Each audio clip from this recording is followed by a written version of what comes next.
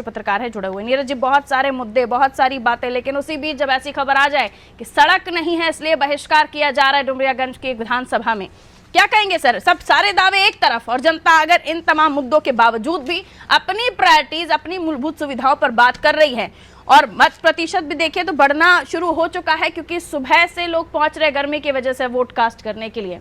मुद्दे तमाम हों, लेकिन अब ये खबर बताती है कि जनता अपने अधिकार का सही चयन करना जानती है। नीरज सर आपकी आवाज नहीं आ रही है, देखिए म्यूट तो नहीं है। जी पारुल जी, इससे पहले अलीगढ़ में भी यही हुआ कि चुनाव का वहां बहिष्कार किया गया था और पानी और बिजली मूलभूत समस्या थी। उसके बाद मथुरा में हुआ, उन्नाव में हुआ और अब ये डुमरियागंज की जो घटना आप बता रहे हैं, लोग बहिष्कार कर रहे हैं। तो निश्चित रूप से जो मूलभूत सुविधाएं हैं वो लोगों को नहीं मिल पा रही हैं, इस चीज को कोई स्वीकार करने को तैयार नहीं है। और जो चुनाव हो रहा है इस समय 14 सीटों की जिनकी हम चर्चा कर रहे हैं उत्तर प्रदेश में, इनमें से 4 सीटें बसपा के पास थी और 1 seat Samajwadi Party Azamgarh, 3 seat BSP के पास, 1 सीट समाजवादी के पास, 10 सीट भाजपा के पास। आंकड़ा करेक्ट जी हो सकता है हमारा आंकड़ा थोड़ा सा गलत हो। इन सब सीटों पे चुनाव हो रहा है। निश्चित रूप से इस बार बदलाव की कोशिश जो जनता कर रही है, जिस तरह से हम और आप देख रहे हैं कि जनता समझदार हो गई है, बात नहीं करती है, बात करने की बजाय वोट डालने में ज्यादा विश्वास रखती है। और इन सीटों में सबसे महत्वपूर्ण जो सीटें हैं वो फूलपुर है, जहां से हमारे देश के 2 प्रधानमंत्री हुए, पंडित जवाहरलाल नेहरू और लाल बहादुर शास्त्री। वहीं अगर हम प्रयाग की बात कर लेंगे तो इलाहाबाद से भी सदी के महानायक अमिताभ बच्चन ने 1984 में चुनाव जीता था।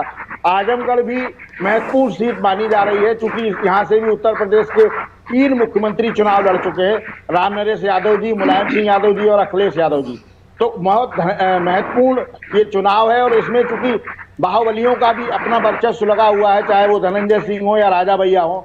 पिछली बार चुनाव में हालांकि सुभाषपा भारतीय जनता पार्टी के साथ नहीं थी, इस बार उनके साथ आ गई है। तो ये भाजपा क्या उनको फायदे दिला पाती है कि नहीं दिला पाती है, क्योंकि सुभाषपा का खेल अभी भारतीय जनता पार्टी घोसी के उपचुनाव विधानसभा का जो हुआ था उसमें देख चुकी है कि सुभाषपा वहां चुनाव जिताने में नाकाम रही और वो सीट समाजवादी पार्टी ने जीत ली थी।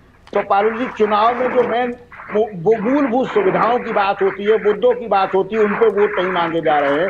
देश के प्रधानमंत्री से लेके कोई भी व्यक्ति हो, एक ही बात कहते हैं, मंदिर मस्जिद इन सब चीजों की चर्चा होती है, मंगलसूत्र की चर्चा होती है।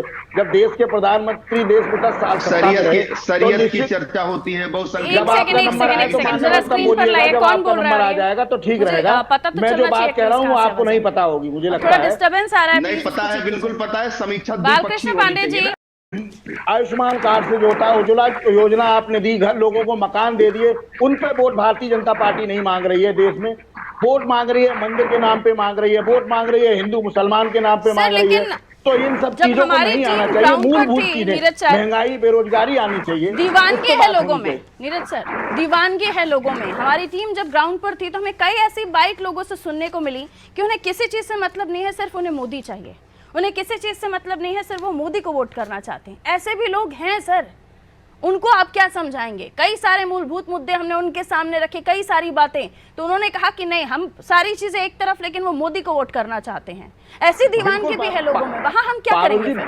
बिल्कुल सही बात है। बहुत सारे वोटर जो कोर वोटर हैं, भारतीय जनता पार्टी के हों या किसी अन्य दल के हों, जो कोर वोटर होता है वो तो निश्चित रूप से अपनी पार्टी की बात करेगा। इसमें कोई बुरा मानने की बात नहीं है, निश्चित रूप से होना भी चाहिए। अगर हम किसी दल का समर्थन करते हैं तो खुलेआम करेंगे, हम छुपके क्यों करेंगे? तो जो कोर वोटर है वो तो जैसे भी नाम कह ही रहा है, वो तो मोदी जी कह ही रहा है। प्लीज उसको चेक करवाइए। ठीक है, मैं लौट रही हूँ नीरज सर आपके पास।